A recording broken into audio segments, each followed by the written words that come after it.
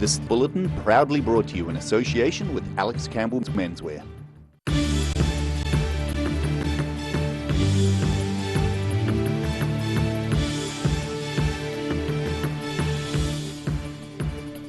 Tonight on the South Today, frustrated southern poultry farm workers down tools to protest at the Seagold's headquarters.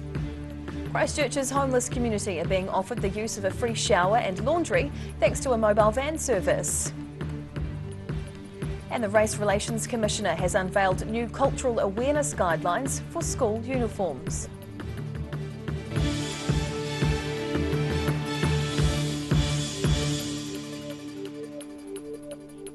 Kia ora, good evening, I'm Hannah Wilkins.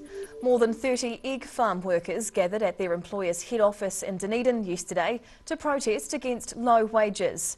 Seagold is one of the country's largest egg producers with more than 1 million hens in service and hundreds of employees nationwide. Workers sick of being paid chicken feed and hoping to ruffle some feathers at head office.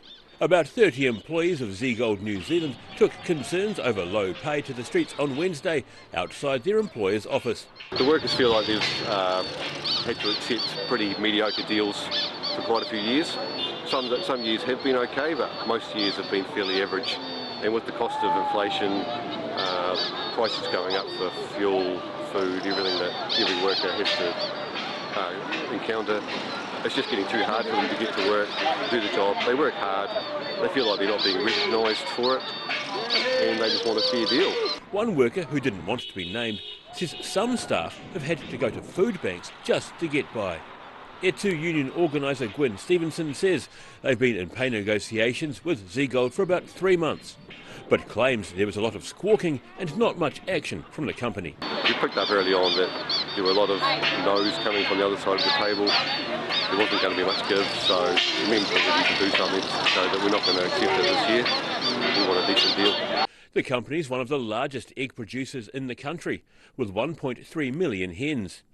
A total of 60 staff from the company's Waikoaiti site continued a 2-day strike after negotiations between the company and union broke down. It's not something we've done lightly, it's not something the members want to do. They've made that quite clear, and they've told the manager that this isn't a place we wanted to get to, but they feel they have to because of the way that things have been going. The union says members are asking for about 10% extra pay. Seagold staff are employed by its parent company, Mainland Poultry. Company Chief Executive John Mackay told the ODT he was unable to comment in detail while negotiations are still in progress. In Dunedin, the South Today.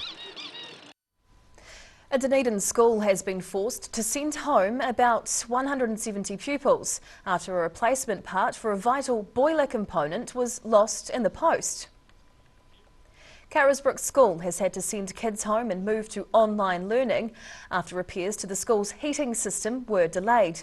Principal Katrina Munro says the boiler malfunctioned in early May, meaning the school's been without heating since. Staff waited 3 days for it to be fixed before being told a part needed to be sent away for repairs. Another week passed with no heating, which is an issue as Dunedin's weather turns cold. The extended delay forced the school pupils to be sent home where they can be warm while taking part in distance learning. A bright orange van is offering vulnerable and homeless people in Christchurch the chance to have a free shower and wash their clothes and bedding. Orange Sky Aotearoa launched the service this week, and a number of people doing it tough are already lining up to use their services.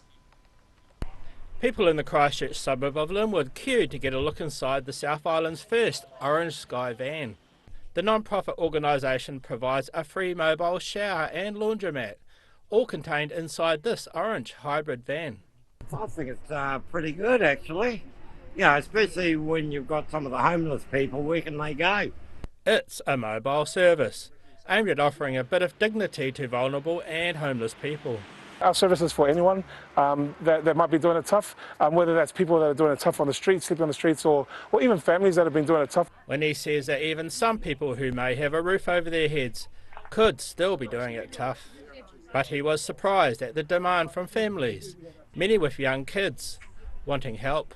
A lot of families that could really, they might not have a washing machine, or if we could save them $20 at the laundromat, that's another $20 of food on the table. So Orange Sky is planning to offer the mobile shower and laundry service between Tuesday and Saturday each week, with the van having scheduled sessions at 14 key locations across the city. In Linwood, the South Today. The Otago Regional Council has abandoned plans to ask residents whether they want to change the way councillors are elected. The decision was made in 2020 to hold a poll in conjunction with October's local body elections. Voters would have been asked whether they wanted to keep the first-past-the-post voting system for electing the Otago Regional Councillors. The alternative would be switching to a system like STV, which is currently used to elect Dunedin's city councillors and mayor. However, Councillor Kate Wilson says a local government review underway means the poll could soon be irrelevant, with one voting system likely to be mandated for all of New Zealand. A Dunedin MP whose son was forced to cover up a culturally significant tattoo has helped push through new uniform guidelines across the country. The new regulations were announced in Dunedin this week by the Race Relations Commissioner, and MP Ingrid Leary hopes it'll prevent the situation happening again. New culturally affirming school uniform guidelines were announced in Dunedin this week. They'll require school boards to respect religious and cultural identity when considering uniform issues. And so the real object is actually to encourage the children to belong to the school, belong to the community, and also go to school. We at the present time only around about 55% of our children actually go to school on a daily, weekly basis. Race Relations Commissioner Meng Foon visited Bayfield High School to announce the changes. It's expected to mean greater freedom for children of non-European cultures to be able to keep their identity. Bayfield High School head girl Sophia Heisel was the first pupil at her school to wear a hijab. She believes the new guidelines will make it easier for other female Muslim pupils. A clear understanding of what they are able to do, and that they'll have the opportunity to wear it, and they can even plan like, oh, when am I going to wear it? I'm going to plan to wear it in high school, because that's when I know I can wear it freely. The issue of being able to respect cultural identities was raised with Taieri MP Ingrid Leary by one of her constituents. She worked on the issue with the Human Rights Commission, which have developed the new guidelines. But the issue is also one close to her heart. And it reminded me of a case that had happened with my own son, where he ended up changing schools because he couldn't visibly wear the tamoko that we had gifted him as a Pacifica young person for his 16th birthday. Race Relations Commissioner Meng Foon says the institution met a range of pupils and teachers to hear their needs before developing the guidelines. He hopes the guidelines will be used by school boards to create an environment which made pupils want to come to school. In Dunedin, the South Today. Whai Yakane, still to come on the South Today, a near $250,000 answer to fix sea-damaged stairs in Dunedin, and school kids compete in Wanaka for a combined Ripper rugby tournament.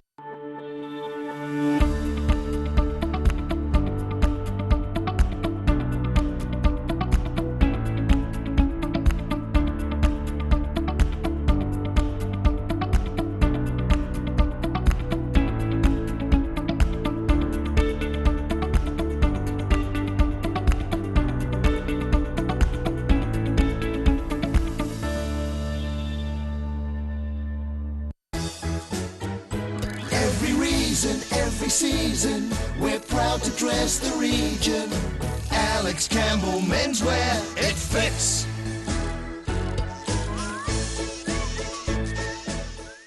Hi, my name's Matt and I'm the Dines Group CEO. Dines is a company that's focused on selling logistics solutions to its customers. We're passionate about selling efficiency, and we've been selling efficiency for over 50 years now.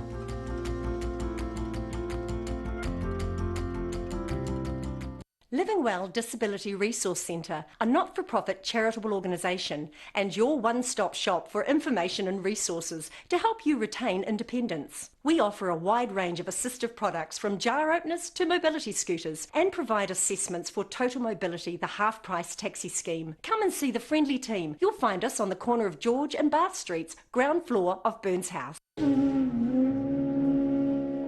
Every day the team at Gillian supports grieving families at their time of need, from answering your questions to organising a farewell that reflects the wishes of your loved one. We can help. Call Gillian's today.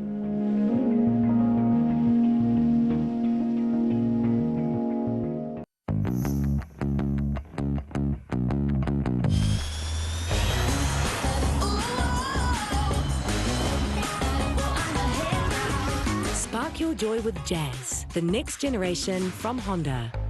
If you're at risk of developing melanoma skin cancer, you owe it to yourself to have a mole map. Mole map is coming to your area. Phone today to make an appointment. It could save your life. Hi, we're Age Concern Otago.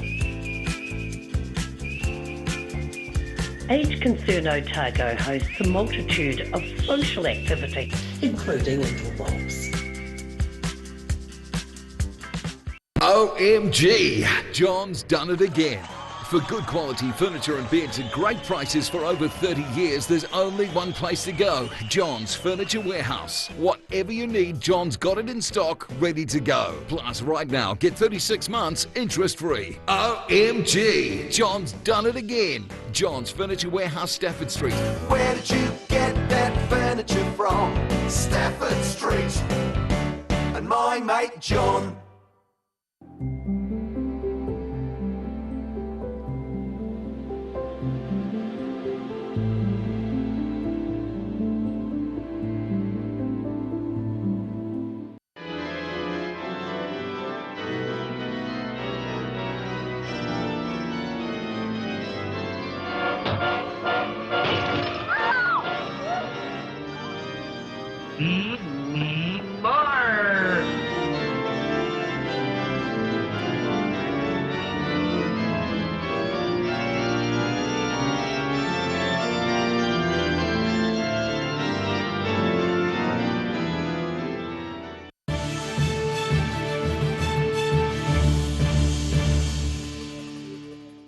Tēnā, welcome back.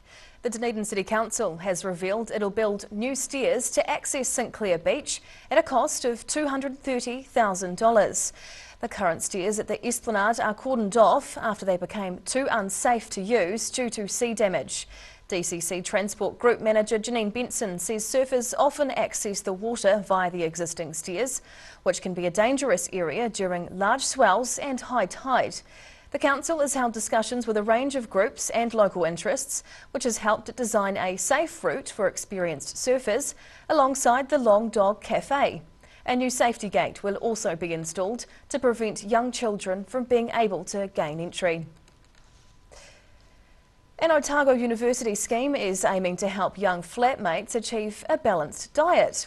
The Feed My Flat program has been developed especially for students to give them some ideas to solve those dinner time woes. All packed and ready to feed some hungry flatmates. These bags are loaded with vegetables, meat and other essential food items designed to give students some nutrient-rich meals. The not-for-profit project Feed My Flat has been developed at Otago University with a simple goal in mind. We want to support the students to build the basic cooking skills and to learn how they can eat healthy on a budget.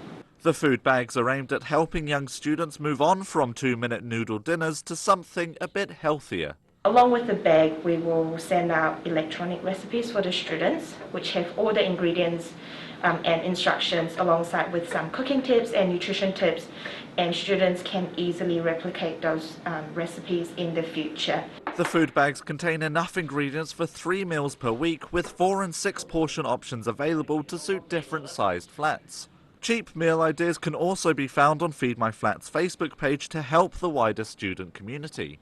Students are already stressed about study, about exam, and having to think about what to eat and learn how to eat healthy can be an added stress.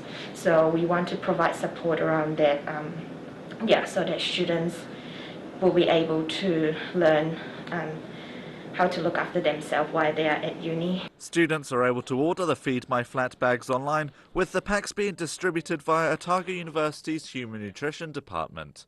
In Dunedin, the South Today. Wanaka was home to some Ripper rugby fanatics recently as the town hosted local schools for a combined competition. 5 schools took part in the Upper Clutha Ripper rugby tournament, with players keen to make a good impression. About 180 children took to the field to showcase their rugby skills, with a couple of players also displaying their dancing moves. Some pupils from Mount Aspiring College donned whistles to referee the games, with players vying for the chance to represent Wanaka in the Central Otago Champs next month. Charismatic character Robin Judkins, face of the Coast to Coast race since its inception, has turned his talents to another endeavour. Judkins is trying his hand as a playwright and stage actor, with a new show opening this weekend in Christchurch. Robin Judkins is known for being larger than life. Now he's getting a chance to show off some of that character on the stage. The 73-year-old is well known as a sports promoter, having set up and run the Coast to Coast Adventure Race for 40 years. His latest venture is a musical that he refers to in his own gregarious style as an hour of madness. He says it all came about thanks to the COVID lockdown. No trouble. And that's Free Bus to God. There are 20-odd songs in it, or parts of songs. There's rants, there's raves, there's rap, there's blues, there's rock, you name it. And it tells a story about a band of musicians who have nowhere to rehearse. So they use an old municipal bus. And on Sundays, they drive around the city collecting their players from the bus stops and anybody else waiting there. The musical Free Bus to God sees Judkins playing a poet as he recounts the journey the musicians take each Sunday. The show's getting its premiere this coming weekend, but he has even bigger plans in mind for it. I've designed this as a festival piece. It'll go they're designed to go around New Zealand and play at music and art festivals, those kind of things. But it's also, I've got my eye on Edinburgh 2023. The idea came to him after he remembered a Christchurch musical that had been shown here once before it travelled to feature in the Edinburgh Festival more than 20 years ago. He plans to film the show and has ambitions to stage it at next year's Edinburgh Fringe. For now, the one-night only musical will have its world premiere this Saturday night at the James Hay Theatre. In Christchurch, the South Today. E whai Yakane. After the break on the South Today, Southland youngsters line up to throw their weight around through wrestling, and we'll take a look at the weather ahead of the weekend.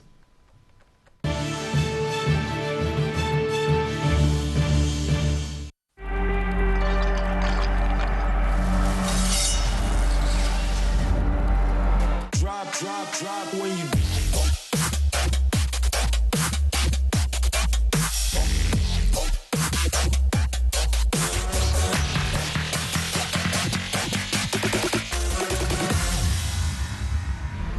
OMG, John's done it again. Whatever you need, John's got it in stock, ready to go. Plus, right now, get 36 months interest-free. and my mate John.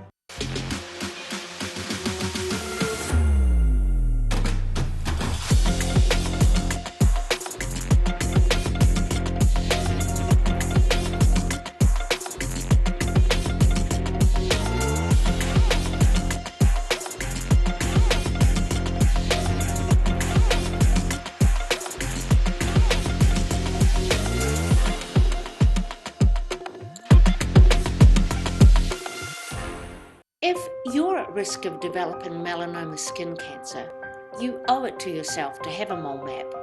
Mole map is coming to your area. Phone today to make an appointment. It could save your life.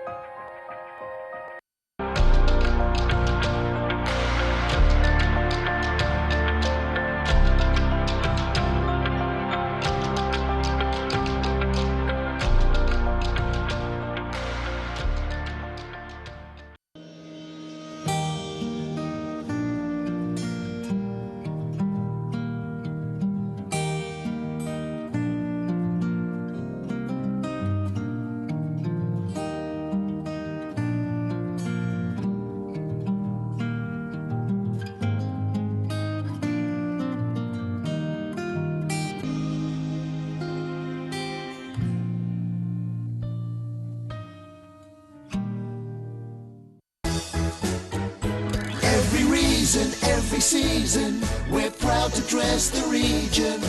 Alex Campbell Menswear, it fits.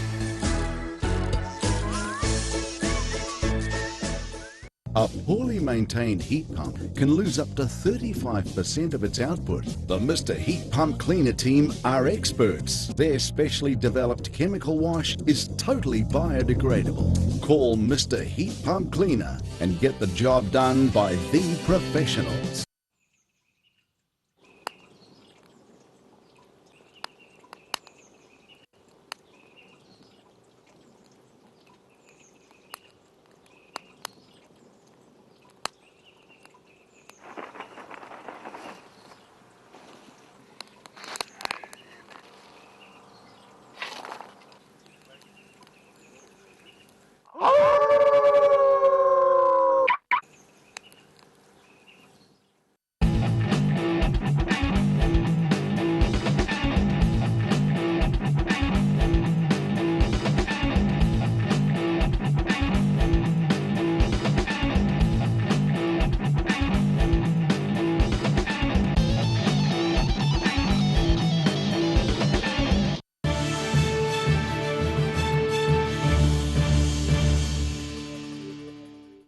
Tanakwe, welcome back.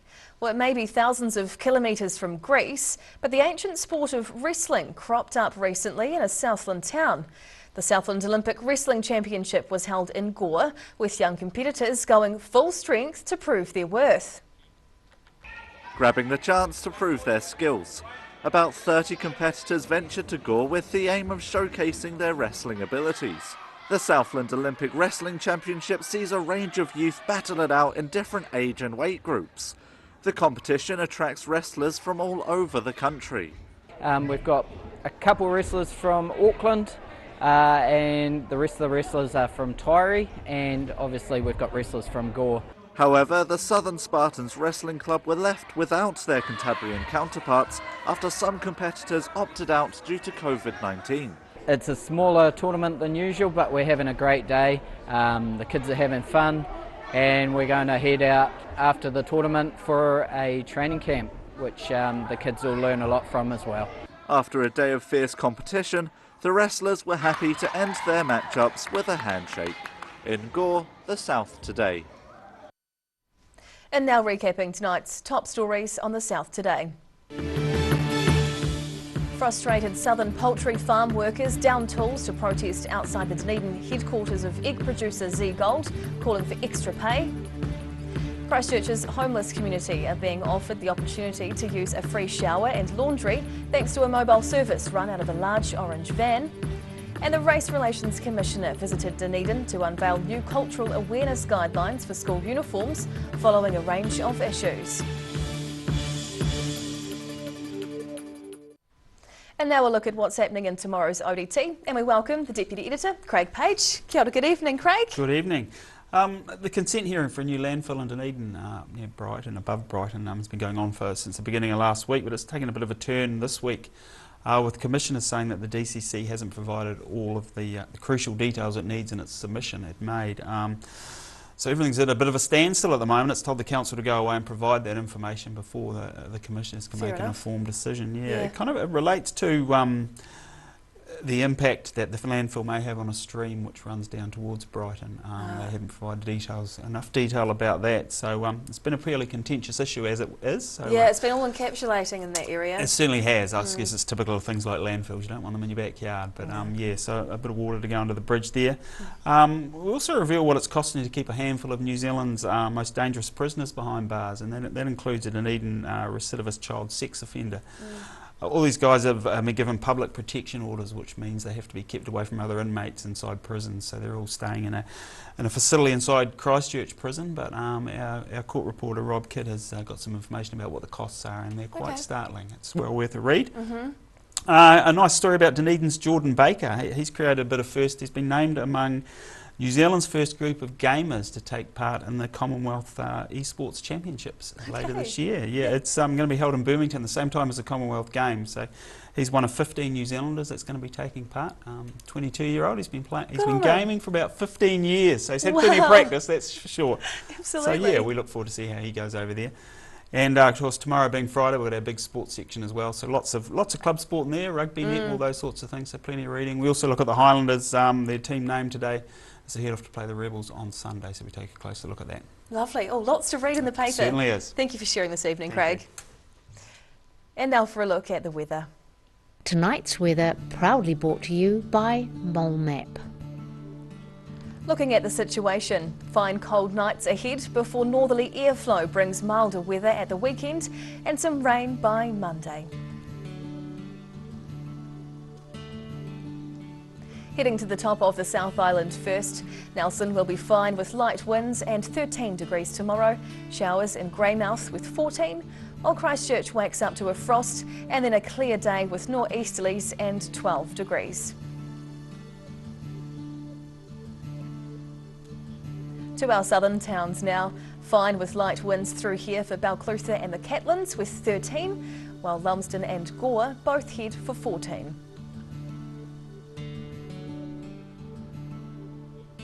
Travelling westwards to the Central Lakes area, looks relatively calm for the area here with some light winds. Alexandra, the warmest tomorrow with 14, Queenstown and Te Anau get 13, while Wanaka heads for 12 degrees. To the northern towns next, and the light winds continue down through here for Oamaru and Timaru, up to 13 and 14 respectively. Over to Twizel and Omarama, it looks mostly fine and breezy with 13 degree highs. Down to Dunedin, fine and cold tonight with frosts as it drops to a chilly -1. Tomorrow looks cool but clear with light winds. Expect a high of 13 and right down to 0. Saturday looks much the same, adding nor'easterlies into the mix with a high again of 13 and a low of 4 degrees. And now to Invercargill. Frosty tonight, dropping down to -2. Friday looks fine and sunny, up to 13 and down to 1, while Saturday heads for 14 degrees with northerlies and high cloud and an overnight low of 7 degrees. That's the news this Thursday. For the latest news and videos from the southern region, head online to odt.co.nz, and you can follow Channel 39 on YouTube to catch our news bulletins on demand. Nō reira, kia pai te pō, ka kite anō.